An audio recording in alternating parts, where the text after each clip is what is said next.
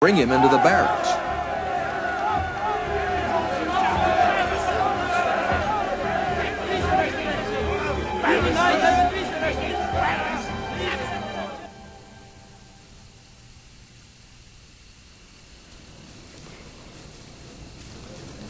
The following night, the Lord stood near Paul and said, "Take courage. As you have testified about me in Jerusalem, so you must also testify in Rome." The next morning, the Jews formed a conspiracy and bound themselves with an oath not to eat or drink until they had killed Paul. More than 40 men were involved in this plot. They went to the chief priests and elders and said, "We have taken a solemn oath not to eat anything until we have killed Paul.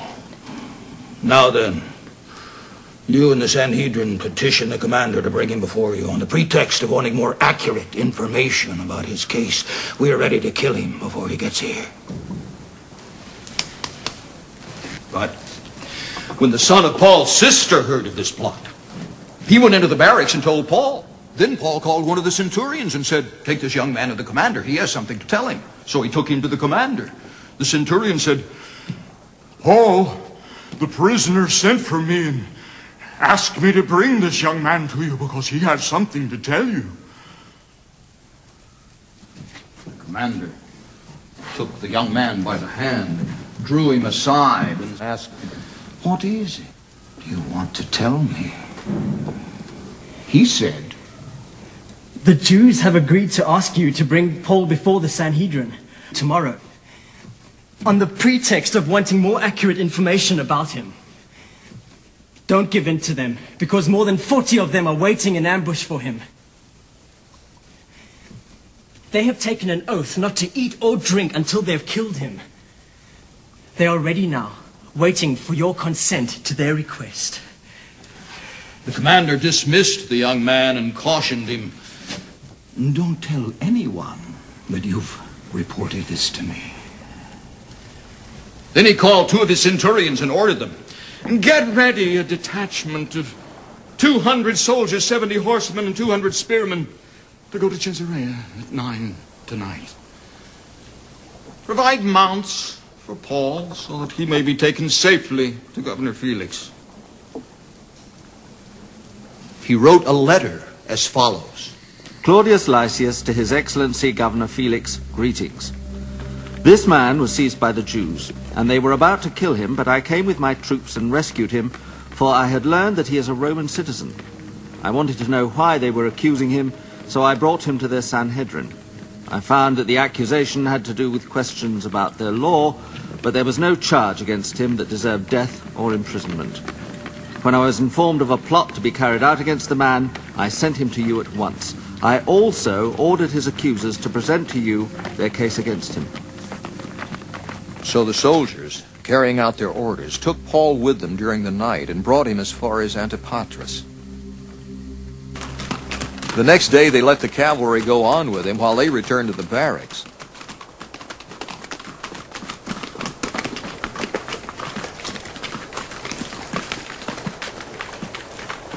When the cavalry arrived in Caesarea, they delivered the letter to the governor and handed Paul over to him.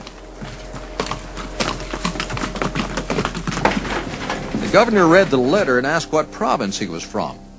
Learning that he was from Cilicia, he said, "I will hear your case when your accusers get here." Then he ordered that Paul be kept under guard in Herod's palace.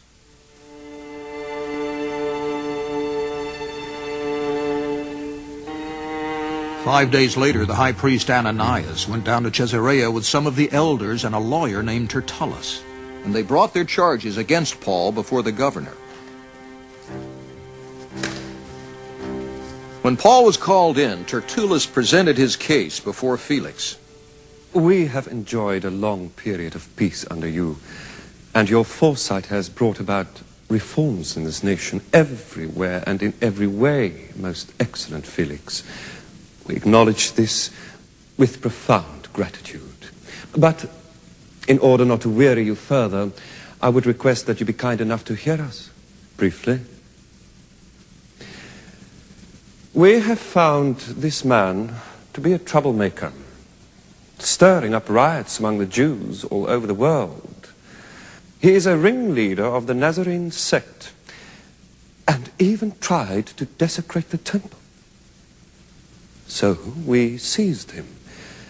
By examining him yourself, you will be able to learn the truth about all these charges we are bringing against him. The Jews joined in the accusation, asserting that these things were true. When the governor motioned for him to speak, Paul replied, I know that for a number of years you have been a judge over this nation, so I gladly make my defense. You can easily verify that no more than 12 days ago I went up to Jerusalem to worship. My accusers did not find me arguing with anyone at the temple, or stirring up a crowd in the synagogues, or anywhere else in the city. And they cannot prove to you the charges they are now making against me. However, I admit that I worship the God of our fathers as a follower of the way, which they call a sect. I believe everything that agrees with the law and that is written in the prophets. And I have the same hope in God as these men, that there will be a resurrection of both the righteous and the wicked. So, I strive always to keep my conscience clear before God and man. After an absence of several years, I came to Jerusalem to bring my people gifts for the poor and to present offerings. I was ceremonially clean when they found me in the temple courts doing this. There was no crowd with me, nor was I involved in any disturbance. But there are some Jews from the province of Asia who ought to be here before you and bring charges if they have anything against me. Or these who are here should state what crime they found in me when I stood before the Sanhedrin. Unless it was this one thing I shouted as I stood in their presence. It is concerning the resurrection of the dead that I am on trial before you today.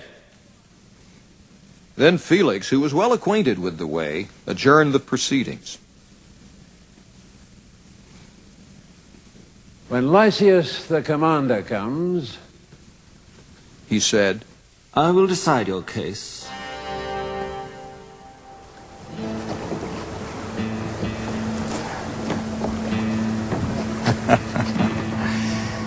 He ordered the centurion to keep Paul under guard, but to give him some freedom and permit his friends to take care of his needs.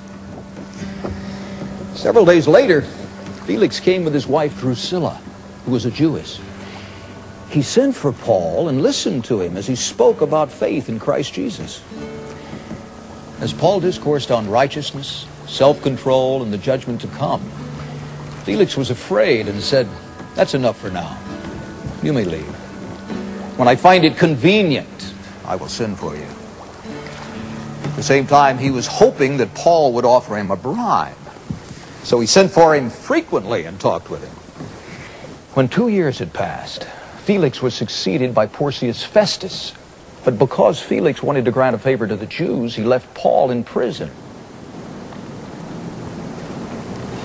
3 days after arriving in the province, Festus went up from Caesarea to Jerusalem, where the chief priests and Jewish leaders appeared before him and presented the charges against Paul. They urgently requested Festus, as a favor to them, to have Paul transferred to Jerusalem.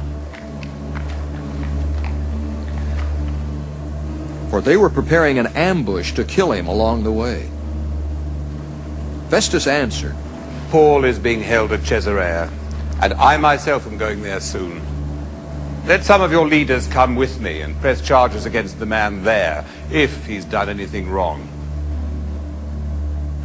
After spending 8 or 10 days with them, he went down to Caesarea. And the next day he convened the court and ordered that Paul be brought before him.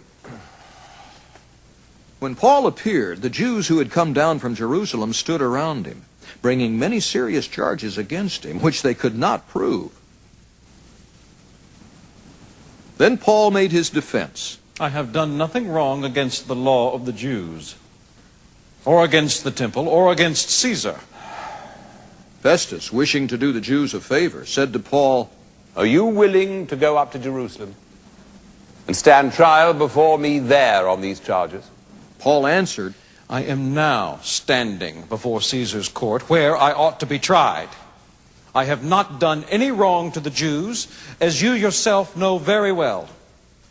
If, however, I am guilty of doing anything deserving death, I do not refuse to die. But if the charges brought against me by these Jews are not true, no one has the right to hand me over to them.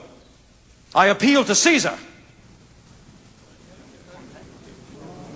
After Festus had conferred with his council, he declared, "You have appealed to Caesar.